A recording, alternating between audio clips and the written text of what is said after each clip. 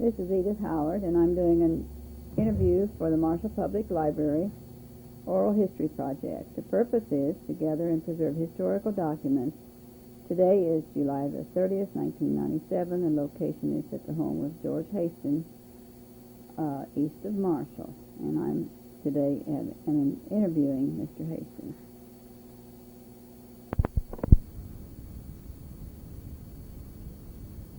July the 30th, 1997. My name is George Hasten. 1997.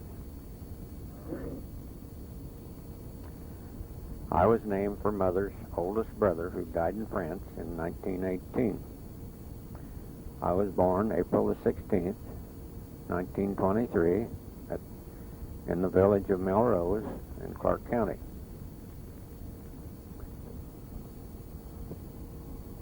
At this time, 1997, the White Store building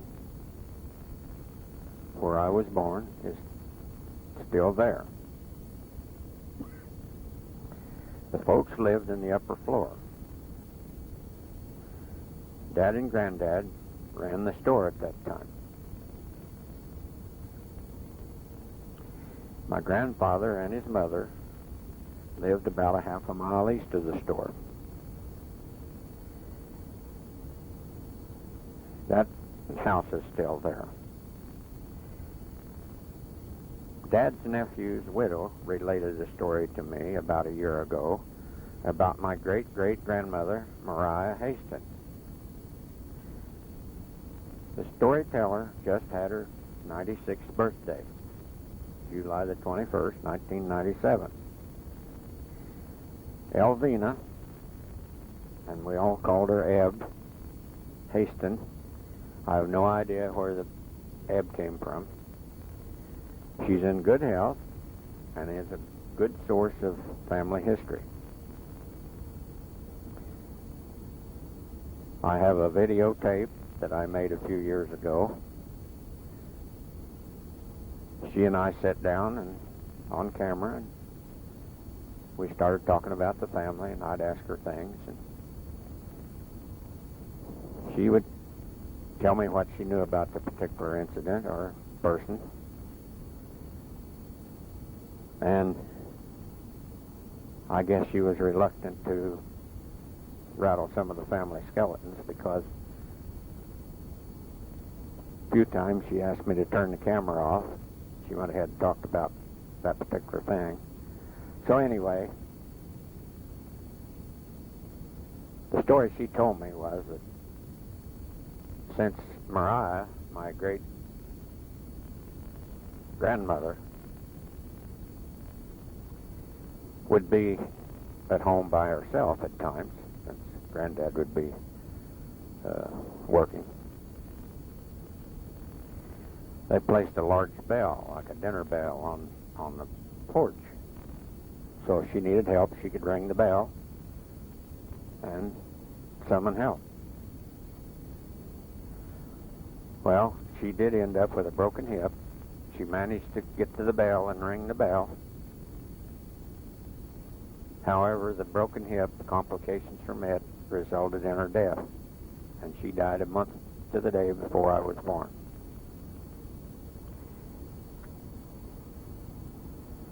Things concerning the family that I have been told and done some research on.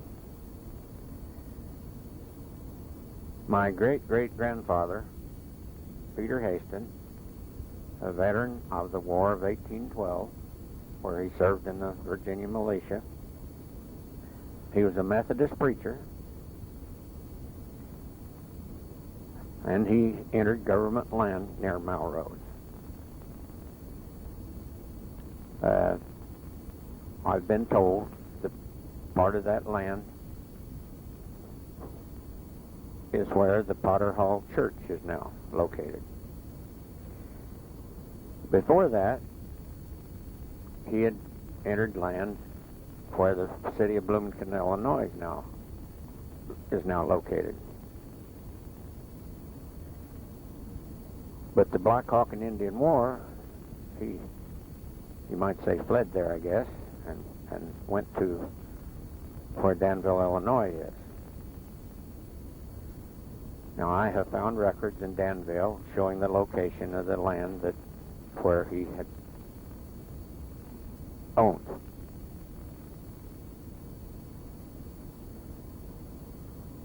In some of the other stories about the early days of Melrose, the road that passed down through the center of the village was a road that led from York on the Wabash River to Charleston. Now, goods would be brought by steamboat to York, and then wagons would haul them to Charleston and places in between. Preacher Hasten's circuit was between those two towns, York and Charleston. Now, if you know where to look, you can see evidence of the old road that's still there. Some places I knew where the old road was has been the victim of the bulldozer, and you can no longer see that. But there is still one place in particular that I could point out to you. This is a sunken area just south of the village where the road branches off to West Union. I remember one 4th of July that a truck was parked in this sunken area, and the bed of the truck was used for a platform. And they had a speaker. Now, I think I knew who the speaker was, but I'm so unsure that I won't say. It was a local man, I know.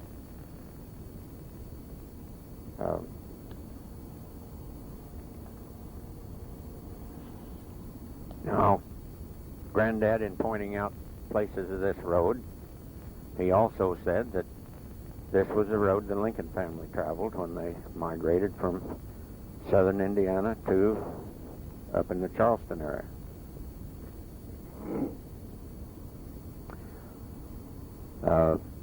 It seems logical. That would be the logical way for them to go.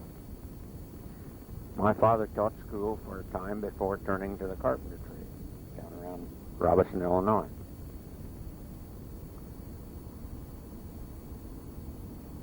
Now, after Mother passed away, we went through all the papers and things to see that nothing was destroyed that was of interest or important.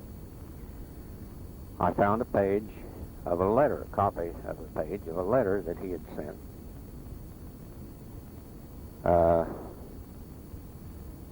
Concerning that particular thing about the Lincoln family. I interpret from the letter that something had been in the Terre Haute paper about that, and he'd written to somebody, apparently whoever was the author of the article in the paper, and this first page is the only page that survived.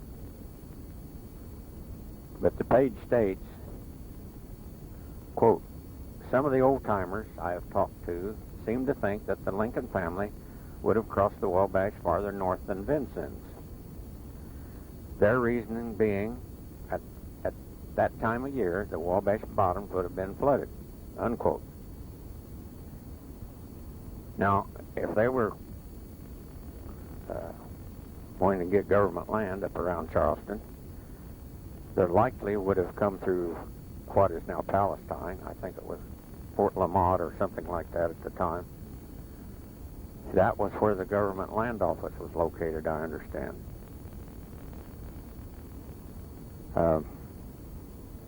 But this is something that my grandfather, I suppose he related it to me several times about the old road and the Lincoln family, so I guess that's why I remember it. Maybe that's why us old people tell stories over and over and over, so it'll stick in the memory of somebody. Now, when I was a boy, there was a building in Melrose, I would say on the west side of the road through town there, that was I was told was a hotel at one time. It was abandoned. To the left of the hotel building was the home of a widow of a Civil War veteran. Her name was Minerva Morris. To the right of the hotel building was Dodge Store. It was on the corner of the road that went west from town past the grade school and the church. Some years ago, that store was torn down. After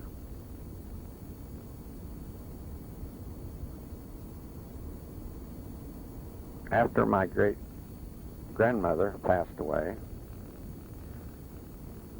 Granddad moved up to the store and lived there, and my father and mother moved down to the house where Granddad and his mother had lived. My grandmother Hasten had died several years previously. Now, all the Hastens that we know about are buried in the nearby Metzger Cemetery. All that we know about Peter's parents is that they were Dutch immigrants.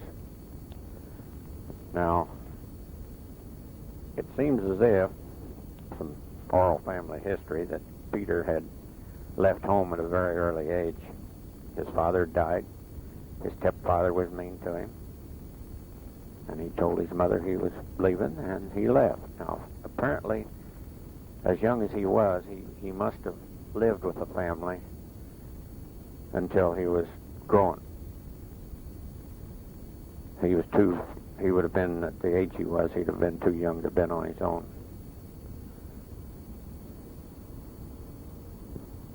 Of course, the first school I attended was at Melrose. It is now torn down. I do have a picture of it someplace. My first teacher was Dean Thompson.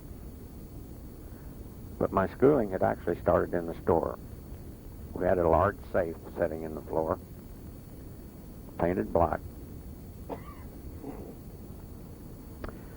as about all those safes were. So it made a great surface for me to practice my ABCs on. I'd take a piece of chalk and I would use that as a blackboard. Dad would get a lot of his supplies from Holman's and Terre Haute.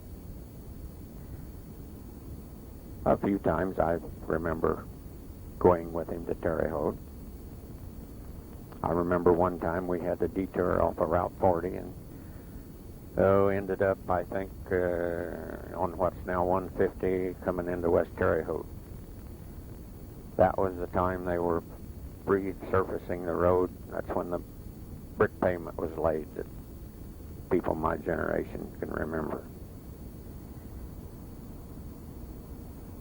I remember one of those times at Holman's, I remember watching them make candy.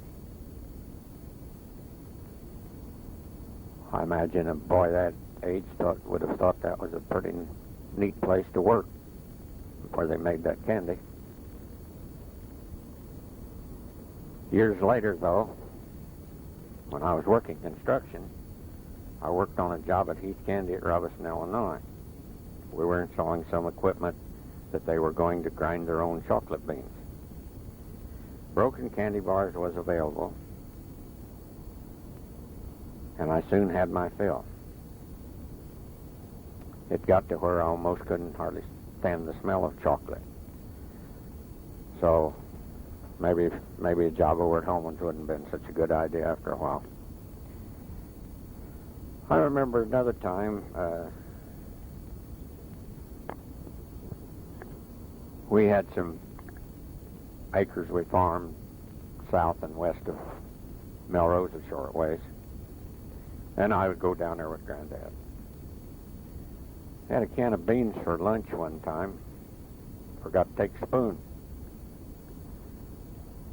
And I thought it was pretty clever. He took some bark off a young hickory sprout and shaped it into a couple of spoons, and we were in business.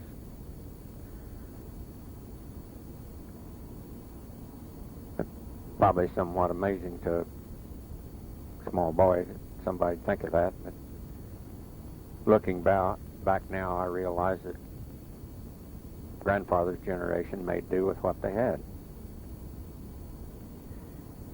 In later years, when my grandfather could not be left by himself, he smoked a pipe. That was a hazard in itself as he got older. He would relate stories to me about a couple of his uncles that served in the Civil War, about both of them being in a rebel prison camp, and Granddad always called them rebels. They weren't Confederates, they were rebels to him. He told me about going to Kansas one time in a wagon. He told me why, I'd forgotten, and one time, years later, I happened to think of it, and I said something to my brother Lowell about it. He said that Granddad was just a young man, and he helped one of his uncles move to Kansas. So that took care of that. Maybe these stories is what made history so interesting to me. I still enjoy history. I enjoy fiction that's based on history. After Mother passed away, we had to go through her papers and things, and we found Granddad's diploma where he'd graduated from Westfield College at Westfield, Illinois. You know, thinking back now, I can see that he had a better than average education for that day and time. But naturally then, it was Granddad. I never thought anything about it. My father, Percy Hasten, was a school teacher, and then he became a carpenter, because I've heard him say more than once that the carpenter trade paid more than teaching school. Now, his specialty was frame barns. I have all of his barn building tools. And a few years ago, Holly was working on a project in 4-H, and she and I made a video about the family. I set these tools up and I demonstrated how they were used.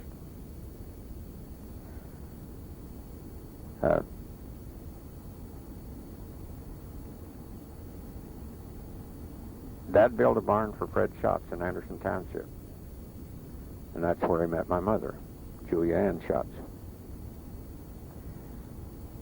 Those large frame barns were in use at the time to store the loose hay. It needed a lot of space. That hay was loose, and they needed all that space in the hay mow.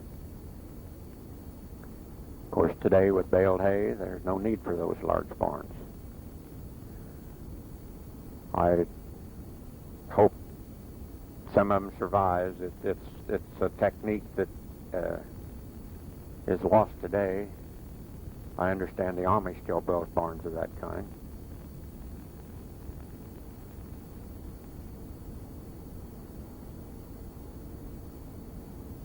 I did get to help Dad build one barn after I came back after serving in the Navy in World War II. I helped him build this barn. I'm very glad I did. I got to see the skill and knowledge it took to lay out one of those barns. He didn't need a blueprint. He apparently had the picture of the barn right there in his mind. It's hard work, though. Those boring machines drilled a 2-inch hole, and they were man-powered.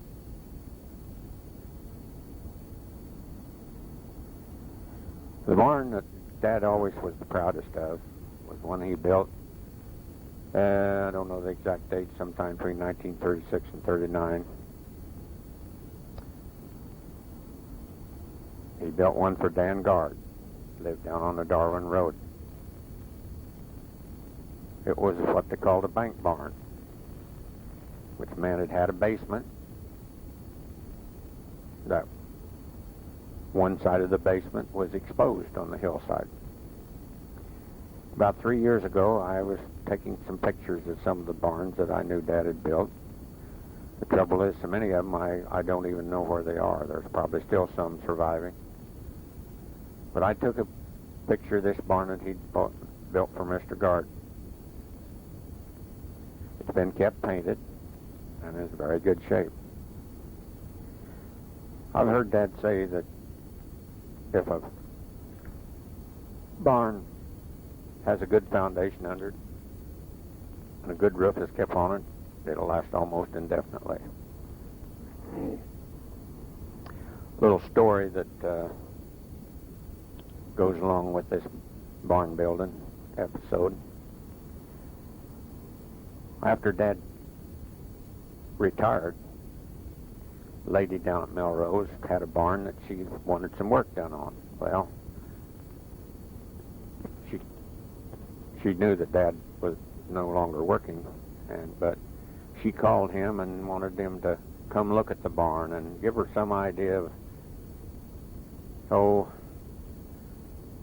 I guess if it was worth repairing, and possibly maybe some idea of what it would cost.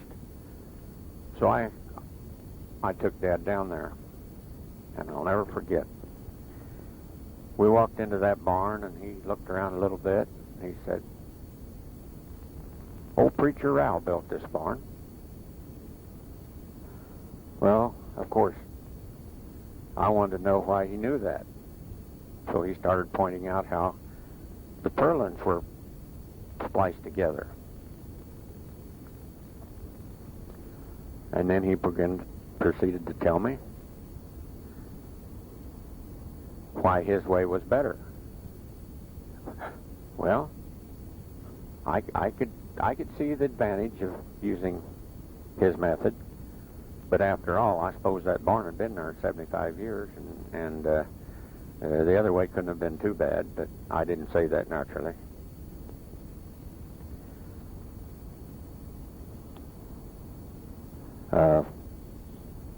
Now, Grandfather Schatz had a mill that made sorghum molasses.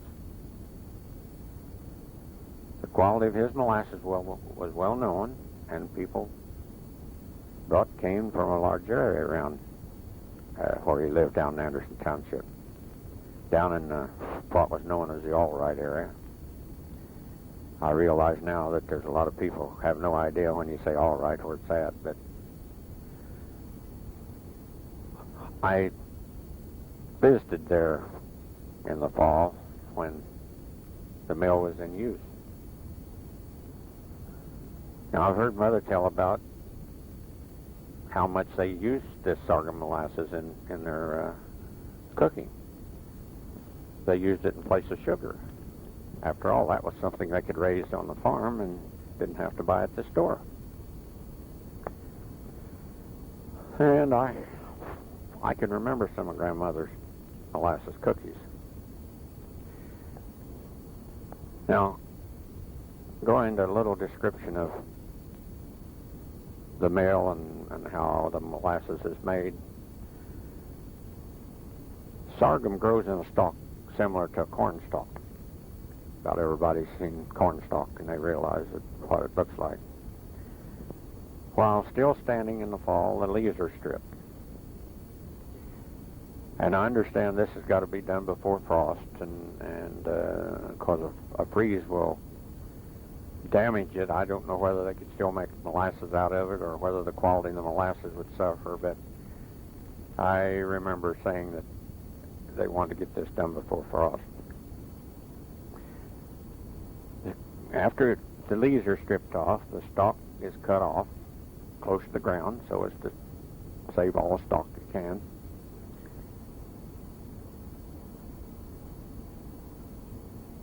It's hauled to the mill, where they have a machine with a couple of big rollers in it, and these rollers are set close together, and the stalks are fed through this, and the juice is squeezed out.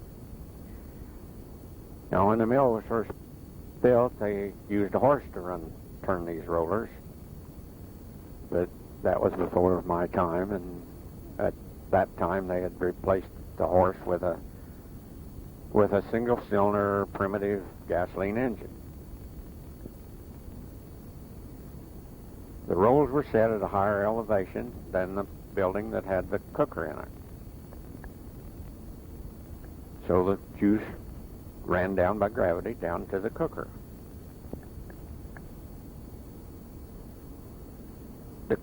The cooker was a long, shallow pan that had petitions in it and had gates in these petitions. The juice would enter at one end. Now, I might add, before I get into this too far, there's a wood fire underneath this pan. But the juice would enter at one end and slowly make its way to the other end. And when it got to the other end, it was a finished product, and it was drawn off. Now, these petitions had gates in them, and the operator could control the flow of the product down through there. Took a lot of skill to make sure it cooked just right before it got to the far end and not cook too much. If it got too hot, then I understood it made a darker molasses, and that was a no-no with Granddad. He thought his molasses ought to be real clear. Part of the secret was to keep the fire burning at the right rate. The operation would run late into the night. Then the fires would be banked, and the process would be put on hold till the next morning. I remember Mother relating an incident to me. When the fire wasn't sufficiently banked, and the next morning they had a bunch of taffy instead of molasses. Granddad didn't care too much for this, but according to her, the kids thought it was great. Then another time, I remember Mother telling about some of the juice being left set too long, and it spoiled. Well, so not to waste it, it was given to the hogs. Apparently, they didn't realize that the spoiling process was fermentation. They ended up with a bunch of falling down drunk hogs. She said they'd sit on their rears and squeal. Apparently, as the saying goes, feeling no pain. I don't know if it was while they were drunk or the effects of the hangover afterwards, but she said they would just sit there and sound real pitiful-like. Now, just before the Great Depression hit, my family sold their property around Melrose and bought a 160-acre farm 3 miles east of Farmersburg, Indiana. When the full force of the hard times hit, they could not sell their farm products, so the farm, like a lot of other farms at that time, was lost. We lived on the Sullivan County side of the Vigo-Sullivan line. I had to walk about a half a mile to catch a bus to Hymera, where I went to school. Our neighbor on the other side of the line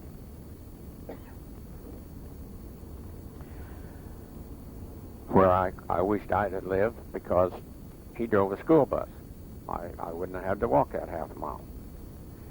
I guess it didn't hurt anything but my feelings, but I remember some pretty bad weather that I made that trip. And I remember his school bus was horse-drawn. Now, the one I went to was a truck chassis. From Indiana, we moved to a farm east of West Union. I had about a mile and a half to walk to school in West Union. No siblings or neighbor kids to walk with. The kids that I played with next house south, they were in another school district. So they went to a country school. The family's name was Ralph Sebastian. I helped our landlord raise 10 acres of watermelons that year. It was a 9-year-old boy's dream come true. I could have all the watermelon I wanted to eat. The only requirement was that when you cut the watermelon, you got through with it. And after, by the way, we only ate the hearts. After we'd get through, you'd turn the watermelon with the green side up, because if you left the other side up, it'd attract crows. Well, once crows got lit down in the field, they would peck on the good watermelons too. I lived a year about a half a mile from McKean. My teacher was Lavinia Jones. I remember we put on a play. All I can remember about it was the name of the part Mrs. Jones played, Ma Do Funny. I guess since there were so few pupils, she had to take a part. I have an autograph album that she wrote something in it and signed it Ma Do Funny. After we moved to Marshall, she had articles in the local paper, and I followed those. I also have a small booklet that contains some of those articles. It's called Wabash Valley People. That was, somebody got it together and reproduced it. Out at McKean, we lived about a quarter of a mile from the Pennsylvania Railroad. We had an unobstructed view for quite a ways along the railroad track. And in my mind, I still carry a picture of some of the trains, especially that fast passenger train, Spirit of St. Louis. This had the steam engine that had a streamlined cowling on it. And in cold weather, when that smoke was white, it made a very beautiful picture. Then, some of the other trains I remember going by, they were what we call fruit trains. And I probably hadn't been more than 40 miles from home as a country boy. And these fruit trains come from a place called California that I'd read about in a geography book. And they went to someplace over on the East Coast. I'll talk a little bit about this somewhere later. We moved to Marshall in late winter of 1935. Same place I live now, however I've built a different house. But I was in the 7th grade and attended the Old North grade school. I graduated from there in the spring of 1936 from the 8th grade. Mrs. Washburn was the principal. Later, Maud and I lived on Ash Street, about 2 doors from Mrs. Washburn. The first thing I remember about this place after we moved here was a large number of airplanes that passed, going both east and west. The first was those DC-3s that flew in the mid-1930s. DC stands for Douglas Commercial. It was one of the first real practical passenger planes. They flew slow and low, practically over our house. Since this was the route marked by those rotating beacons across the country. These were mounted on towers that had a light that rotated, I guess similar to, think of a lighthouse along the seashore. And then they had another light mounted on it that would blink. The sequence this light blinked in identified the location, so that the pilot, when he would see one of these lights, he could identify where he was at. Now, those early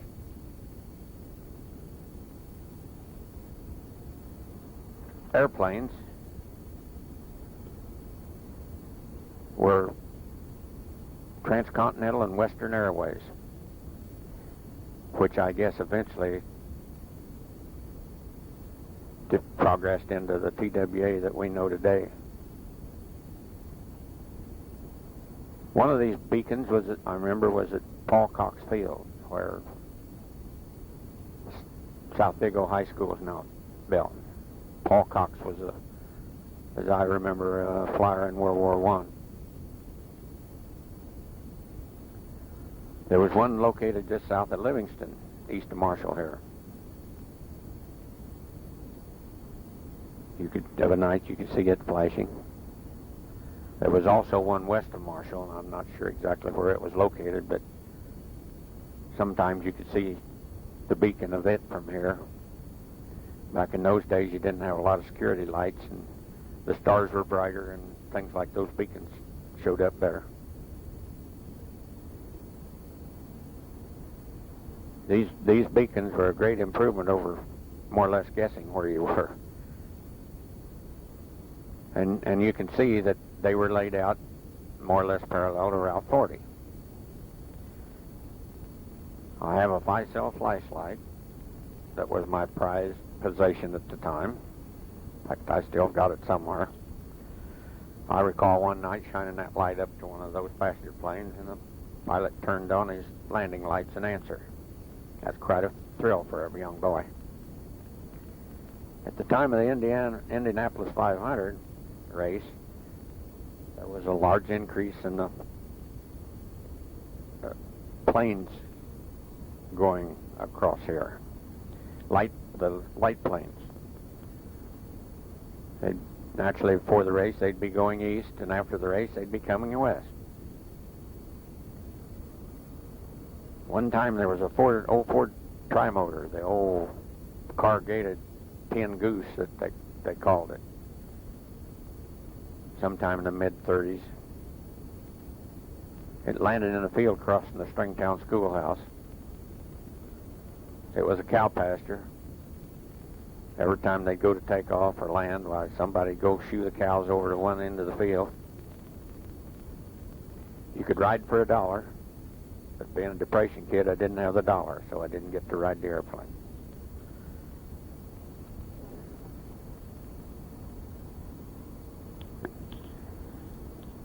I read an article, I think, about the old tin goose in a Legion magazine one time, and it said there were one at Port Clinton, Ohio, that you could ride on.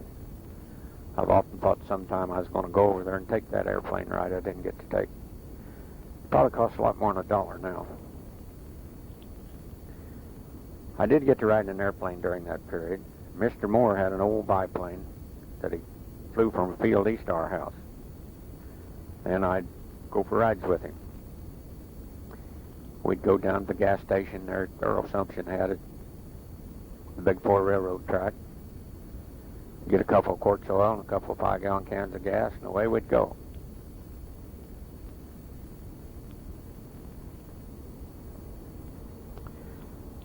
Oh, there's something else that most people today wouldn't know what it was, wouldn't know what the term means, but one time I saw, this would have been in the 30s, I saw an aircraft called an Autogyro landed in the field north of our house. It looked like the body of a conventional airplane, but had a non-powered rotor similar to a helicopter of today. The forward motion of the aircraft caused the rotor to spin, giving it an added lift, and this reduced the distance that the plane needed to land and take off. It's the only one I ever saw. However, some years ago, an old movie, black and white movie on TV late at night, I saw one of them in the movie. Now this talk about airplanes doesn't take you back to the Wright brothers, but you got to stop to think. They'd made their flight only a little over 30 years before that. So it does take you back a way. I remember the picture postcards that we had at the time. Had the slogan, "Where the highways cross and the porch lights burn all night." Everyone had a free porch light, rated at 60 watts. There weren't many street lights then, so I guess this more or less took the place of them. We had our own light plant, burned coal. I remember that tourists driving through, or at least people driving through, would inquire. They'd see all the porch lights burning and they'd think something had happened in town. And I've heard more than one person that worked at a filling station say something about this.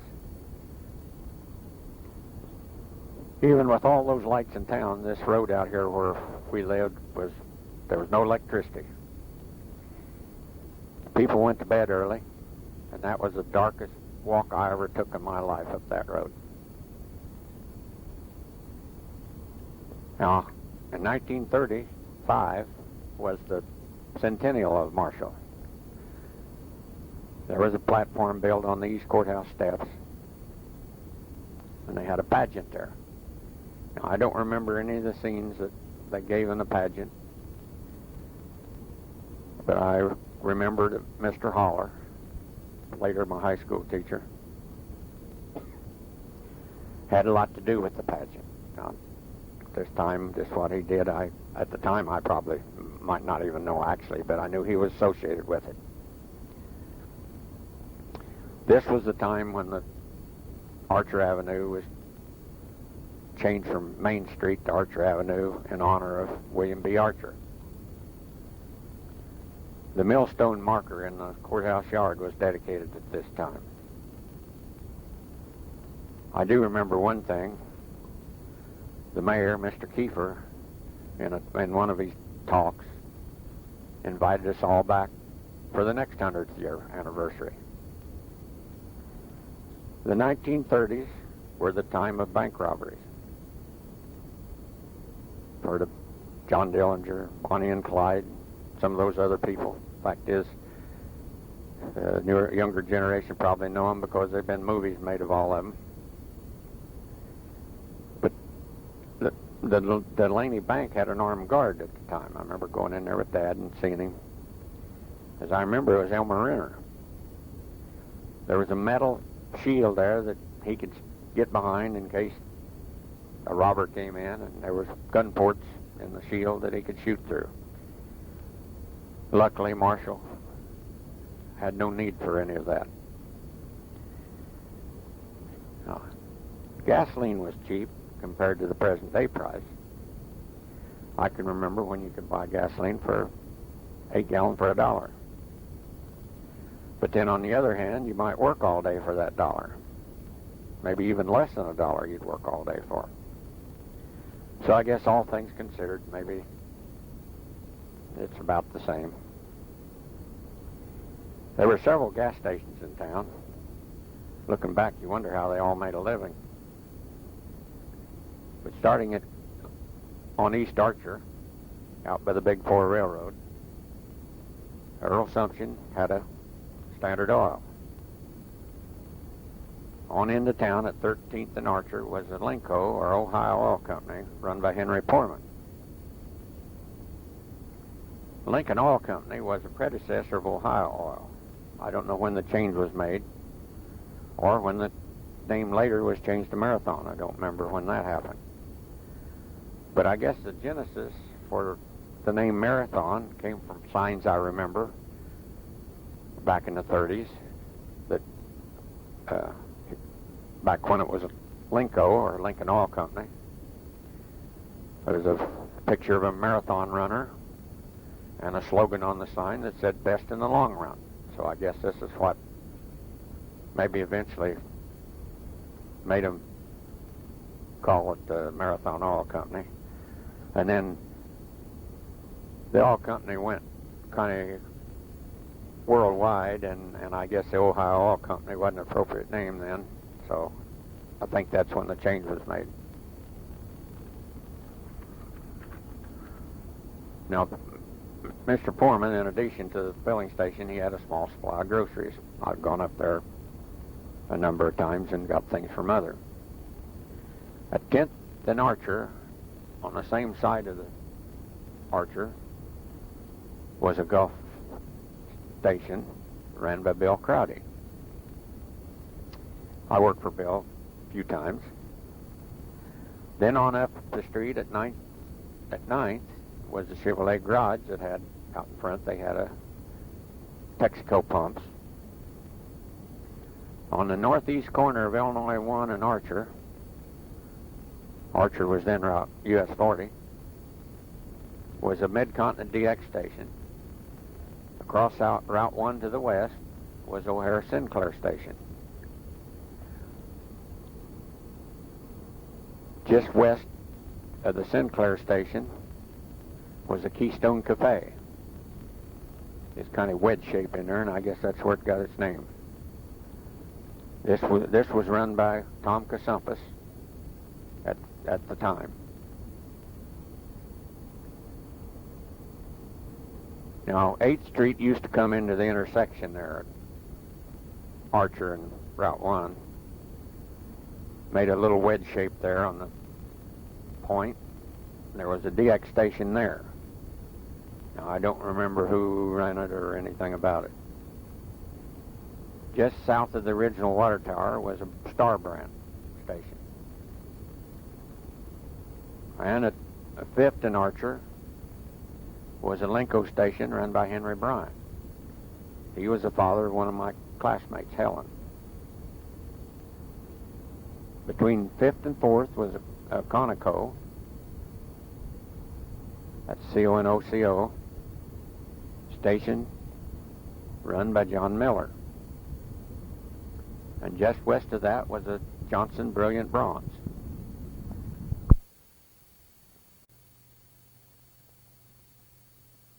Archer was a station on the south side run by Creel Stout. I don't remember what brand that was. There were 4 or 5 more stations that I'm unable to think of the brands of gas or the operators. There were several grocery stores that maybe someone else will list. The library was above the old city hall. Mrs. Dewey was the librarian. We lived out of the city, but since I was a student in town, I got a free library card. I made good use of it. In those pre-TV days, I developed a love of reading that I'll always have.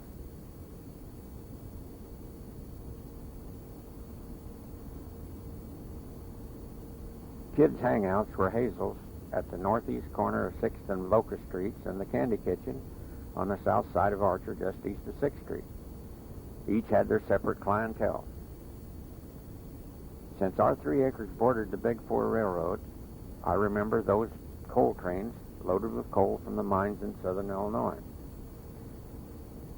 Everyone called the railroad the Big 4. It stood for Chicago, Cleveland, Cincinnati, and St. Louis, 4 big cities. I hung around the depot a lot. Wasn't much else to do in those days. Became friends with the operators, Mr. McConkey and Mr. Tucker. Now, I can't remember their first name because in those days people were Mr. and Mrs., so the first name didn't stick with the kid. Mr. McConkey gave me the key and sounder that he had learned his Morse code on. I'm sure he would be proud of the fact that I still have the key and sounder, and I use the key on my amateur radio equipment. There were passing tracks behind our house, so there was a lot of train activity for me to watch. I'm sorry now that I didn't take pictures of those old locomotives. I guess I thought that they'd be running forever.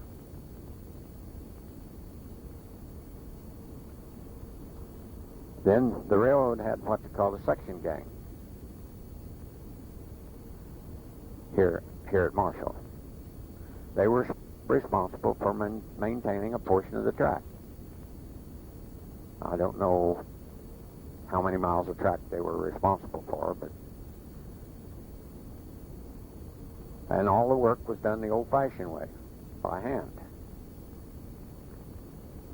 Then each afternoon I'd see a small gas-powered car go. In the afternoon it'd go north. I remember going north. Now I assume he made a return trip the next day, but I don't remember him going south. Anyway, This carried a maintenance man for the lights on the various signals. Now, these lights burned kerosene, so he'd have to add kerosene and trim the wicks and that type of stuff. Now, switches had a lantern that turned when the switch was operated. The lantern had two lenses, a red one and a green one, which indicated whether the switch was open or closed, so the engineer or fireman on the locomotive could look ahead and make sure that the line they were on was open to go on through. Now, the passing track had a semaphore on a tall pole at the north end, which would have been beyond the bridge that crossed the railroad, that new 40. Then there was one down by the depot. Now, these had a light on them, and the arm had lenses in it. And as the arm would move, it would move the green or the red lens in front of the lamp.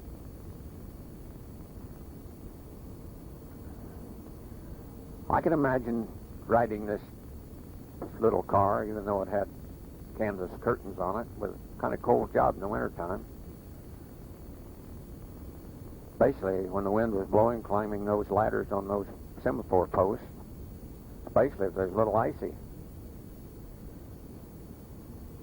I've often wondered how many miles the man maintained, but I never did get a chance to talk to him. I entered high school in the fall of 1936.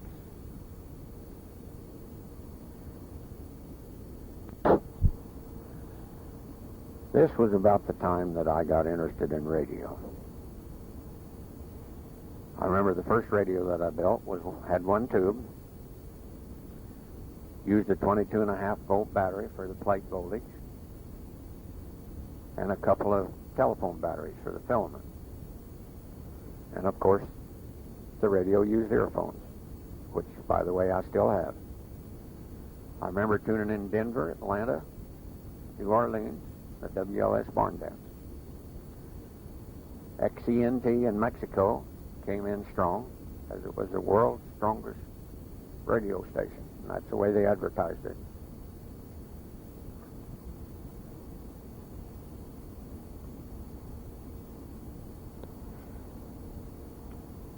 I took 3 years of ag in high school. Not that I was going to become a farmer, but they had a shop. I wanted to be able to use that shop. It was not very sophisticated compared to today. Had a drill press and a blacksmith forge and some hand tools. And since there was no electricity here where we lived, I built a wind generator there in the shop to charge my radio battery.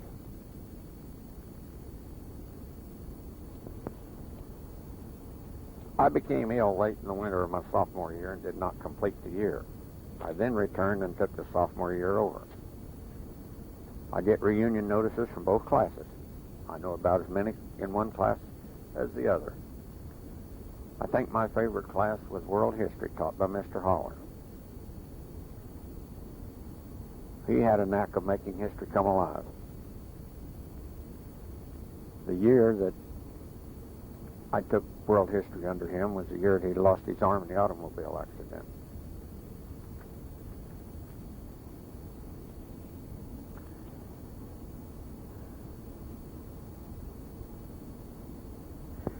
I did enjoy the ag class. Mr. Aller was a good teacher.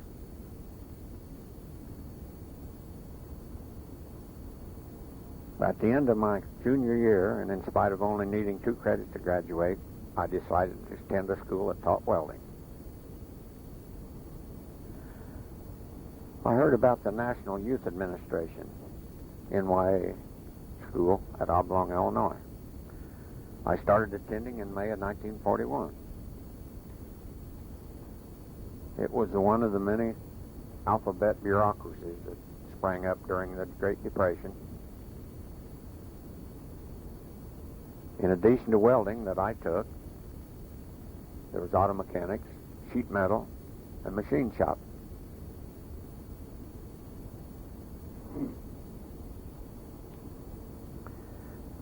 There were Army-type barracks we lived in, a mess hall, and a recreation hall, and an administration building.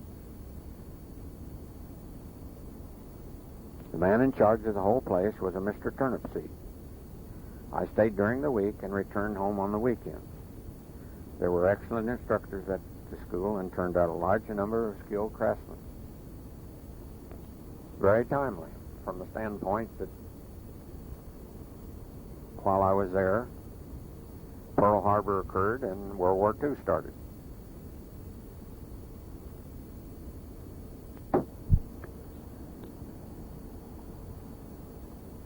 The pay at the school was $30 a month. Of course, since we stayed there, they deducted $16 for food and lodging. Work clothes were furnished, and the theater in Oblong gave us a reduced rate. Candy bars were a nickel, soft drinks were a nickel, so we made out very well. One instructor at the welding school, Clyde Christian, taught me a skill that when I went there in May of 1941, I knew absolutely nothing about. Some students attended an afternoon class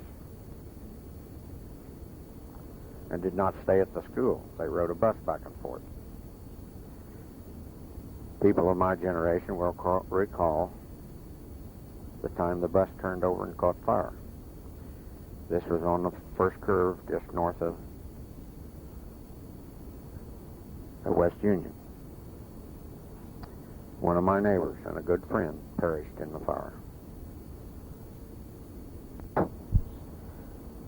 My friend Barney would not have normally been on the bus, but the draft was getting close to him, and he decided that he was not going to stay down there and go to school any longer. We tried to talk him out of going home. He was one of the students that did stay there, but he was just going to catch a ride on the bus home. We tried to talk him out of it, but to no avail. I guess it was to be. The bus was a pile of junk, shouldn't have been on the road. I had ridden the bus.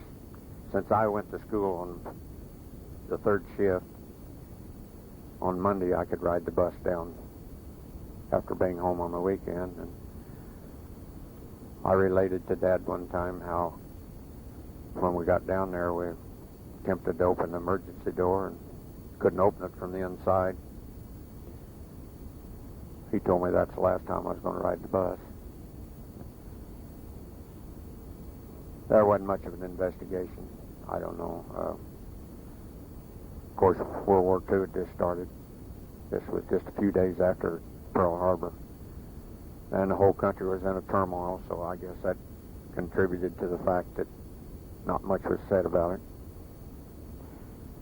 I've had some interesting talks with Mr. Moore, Basil Moore, since he run the funeral home here at Marshall at the time. He was involved in identifying the victims. There's some very interesting stories he told me about how they identified some of the victims. My friend was identified by a ring he wore.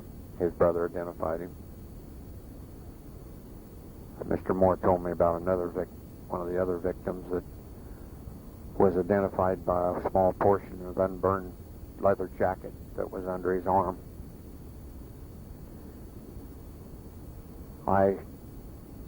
In later years, I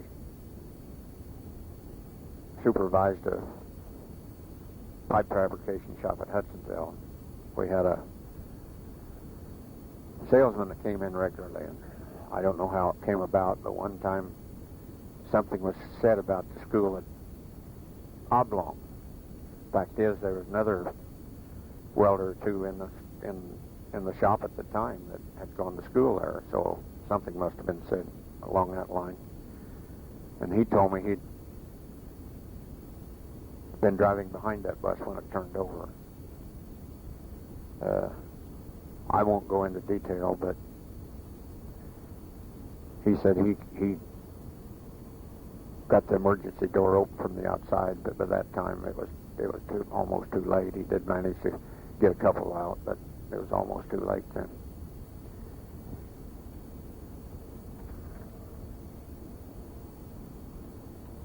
From this school, in fact, they sent me down to the shipyard at Evansville, where the ocean-going landing ship tanks were built, LSTs. People of my generation remember, especially Navy veterans, they always said LST stood for Large Slow Target. The only top speed was about 9 knots. You've probably seen some in some old war movies. They're the ones that run up on the beach and discharge their tanks directly on the beach. Evansville built 167 during the war. However, I wasn't there too long, so I went in the Navy. Another thing about Evansville is this is where I met Maud. This year, 1997, we've been married 55 years. In 1943 came boot camp at Great Lakes. I left Marshall on the Big Four to go to the lakes, as sailors call it.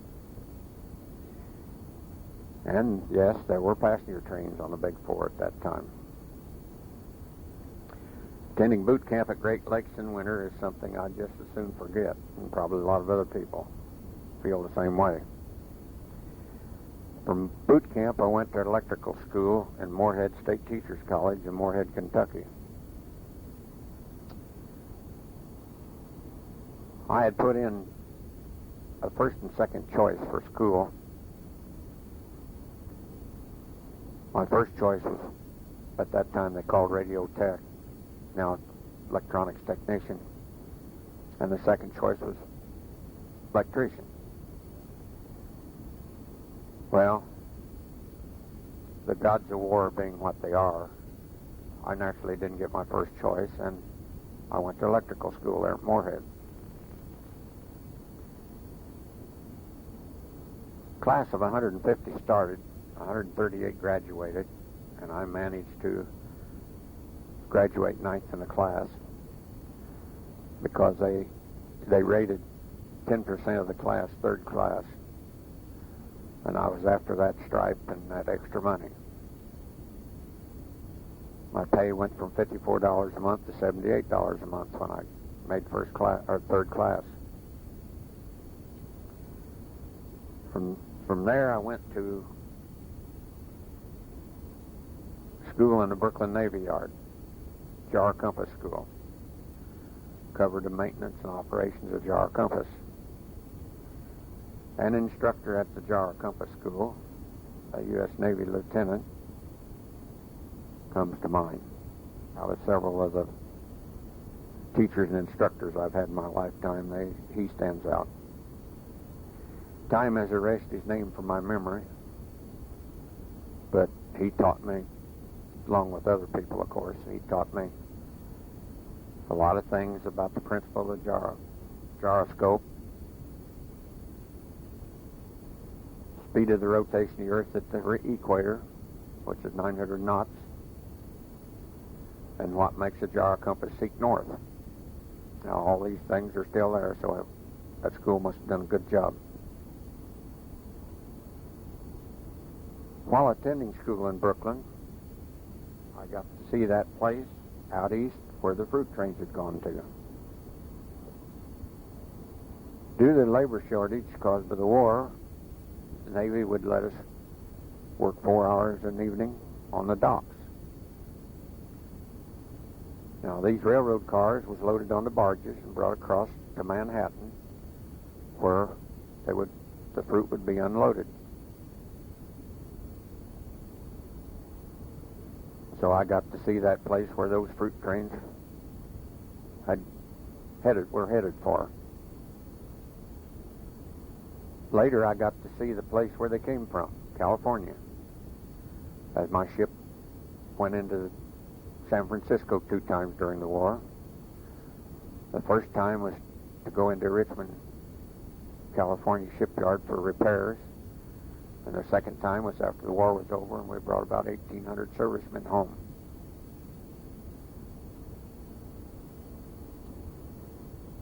Working on the docks gave us extra money and something to do. Rather expensive to go on Liberty in New York. Now, there was free tickets given out for stage shows and things of that nature. But since our school was in session till noon on Saturday, the other service people that started their Liberty at 8 o'clock Saturday morning would hit all these places and at the USO and gather up all the free tickets. And by the time we got there, they were all gone. So we got to going into the theater and talk to the ticket taker and tell her our tale of woe. She'd call the manager. Manager'd make a deal. Just before the show started, we could pay the cheapest ticket for the cheapest seat in the house. And sometimes the seat that was available was right down in front. So it wasn't too bad a deal.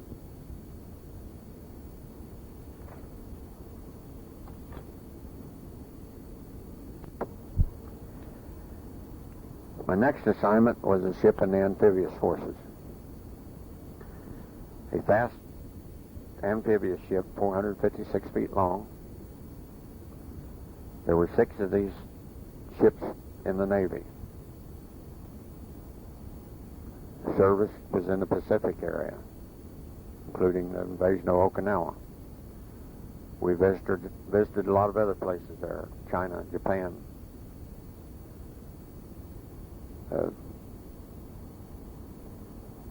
We've traveled back and forth after the war several times, bringing servicemen back to the States. Seen a lot of other islands out there. My memory of them is that they just about all looked alike, so it wasn't too exciting when you go to another island. Discharged in 1946, I returned home on the Big 4. On the train south, I met a friend that I'd gone to school with down at Oblong.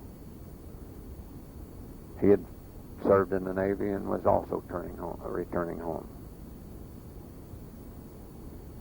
I became a member of Plumbers and Fitters Union and worked on construction, and I've been on several jobs with him and some of the other students that learned welding down there. So several of them, same as I did, learned a trade there that they followed probably the rest of their life.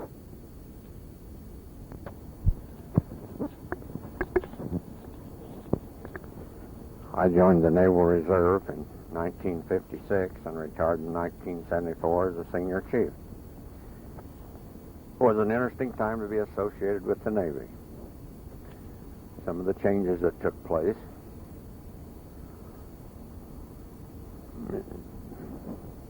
Atomic-powered vessels and guided missiles. However, some of the changes that took place, I'm not sure was for the better, but during those years, I was in Surface Division 9-51 in Terre Haute, Indiana. I made some close friends during those years. Some of us have a breakfast meeting in Terre Haute monthly. I became involved with the Boy Scouts in 1963 when John became old enough to join. He joined Troop 81, whose scoutmaster was Elmer Hogan. I became assistant in that troop.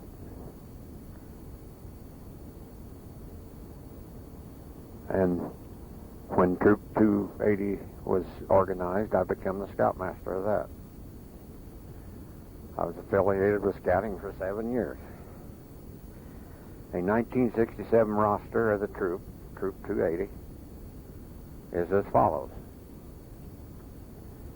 Daniel Arbogast, James Davis, John Hasten, Dennis Miller, Gerald Hasten, Paul Elzoff, Charles Stallings, Todd Brown, and Clyde Turner. During the bicentennial celebration here in 1976, I built a stainless steel time capsule for the Scouts. It's 18 inches in diameter and 30 inches long. After we put the things in it, I purged the air out of it with argon. Argon being an inert gas, the things in there should be preserved real well. Matter of fact, that's the gas that the Constitution of the United States is preserved in when you see it in Washington, D.C.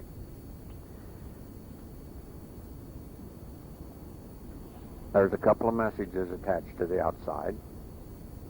One is a greeting to the Scouts of 2026, written in Latin.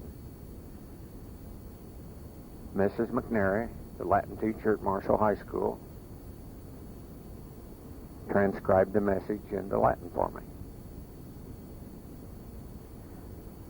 I'm putting this in here with the hopes that if the location is forgotten, this will be a record of it. It's buried at the north end of the drill field at Camp Crittenstein. We chose 50 years because in 50 years, some of the boys that were present when the capsule was buried will still be around, and it would make a nice reunion for some of those Scouts of those years to be able to come back for when they dig the capsule up. Our plan was to rebury the capsule and add some material in 2026. I had an interest in amateur radio from the time I entered high school. I'd probably done better in school maybe if I hadn't had that much of an interest, but that's neither here nor there. While working with the Scouts on the Morse code, I decided to go ahead and obtain my license, which I did. I received my call, WA9LZN, in the early 1960s. I am presently the Secretary-Treasurer of the local amateur radio club.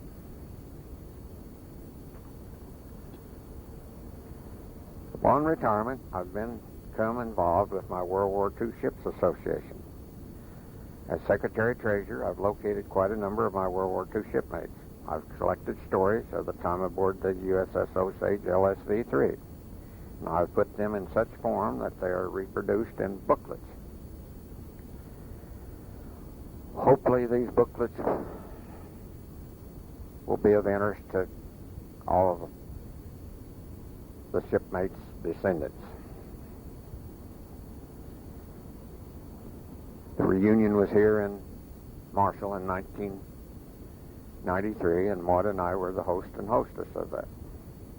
Matter of fact, some of you might remember seeing we was on a float in the Fall Festival Parade at the time. I enjoy our reunion, hearing stories of things that's happened.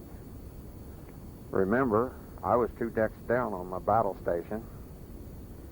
Hearing the guns firing and smell gun smoke down the ventilators was about all I knew about what was going on. Some pretty wild suicide stories by these up on deck. Some of the suicide planes, kamikazes. Now, I wouldn't have wanted to live anywhere else than here. Some places are great to visit. I've been from coast to coast and border to Gulf. There's no place like where you were raised, in my opinion. Why, when anyone retires, they pull up stakes and go somewhere where they don't know anybody. I can't understand that. It's awful nice to be walking down the street and meet an old friend, or maybe the old friend is a classmate, which makes it even better. All in all, Marshall's been a great place to raise a family. Now, I can remember back when you corresponded with somebody, you usually used the postal service. If for some reason the message was urgent, for those people that didn't have a telephone, they'd send a telegram. And the thing about that time, the telegraph and the telephone were used so seldom, that if you got either one of them, you usually thought it was bad news, and a lot of times it was bad news. As an adult in Marshall, my first phone number was 739. Then as demand for telephones grew, my next number was 4636. Then when direct dialing come along, if you had to dial direct distance, why, you had 11 digits to dial. At that time, 5 digits would get you a local phone number. But since then, the demand for telephones has gone up to the point where now you have to dial all 7 digits to get a local number.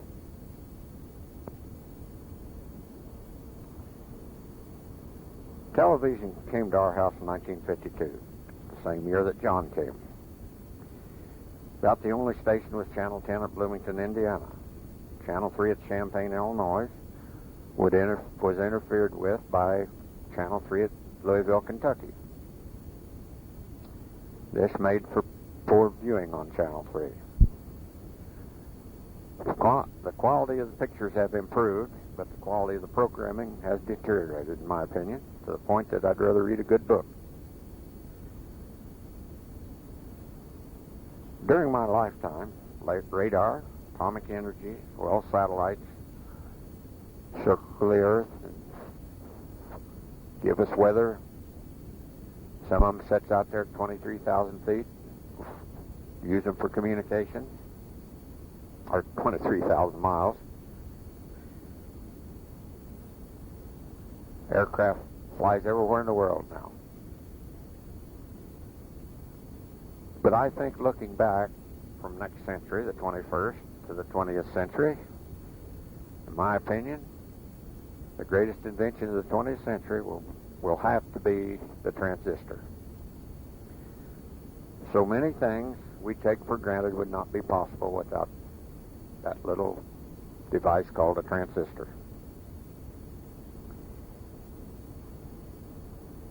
Old tube technology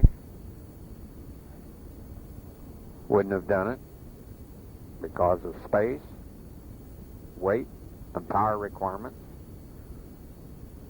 Tubes would not have done the job. It would have been impossible to put a man on the moon. And there's no phase of business, medicine, education, you name it, that has not been made better by that little electronic device. Man will continue to expand his knowledge of the world and the universe, and that transistor will make this all possible. Fact is, a few days ago we saw a little vehicle crawling around on Mars. Now that looks almost impossible, but there it was. Those pioneers that came before us could not comprehend what this country has become. They probably wouldn't feel comfortable here.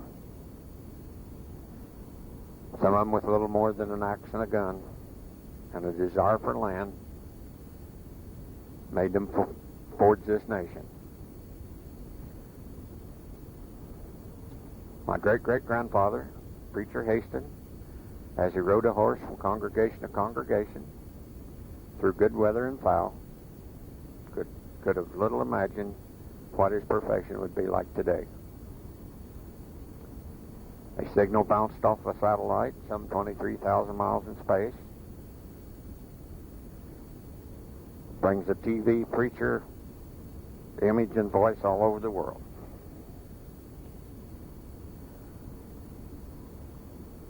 We owe a lot to those that were here before us. The things that I've seen in my lifetime have made it an exciting time to live. I'll add a note here. Listening to this, I realized that when I spoke of my grandfather making a trip to Kansas in a wagon, I should have qualified that a little bit. Some people may think I meant Kansas, Illinois, when I meant the state of Kansas. Also, I've noticed in listening to this since I recorded it, at the first, when I spoke about my great-grandmother, I got an extra great in there. And then for whoever transcribed this, her name is Mariah, M-A-R-I-A. Also, in that same vein, Elvina is E-L-V-I-N-A. Hasten, and her nickname Ab is just E-B. So maybe this will help a little bit. Get kind of confused on how many greats she got when you get back there a ways. George Hasten, Marshall, Illinois, July the 30th, 1997.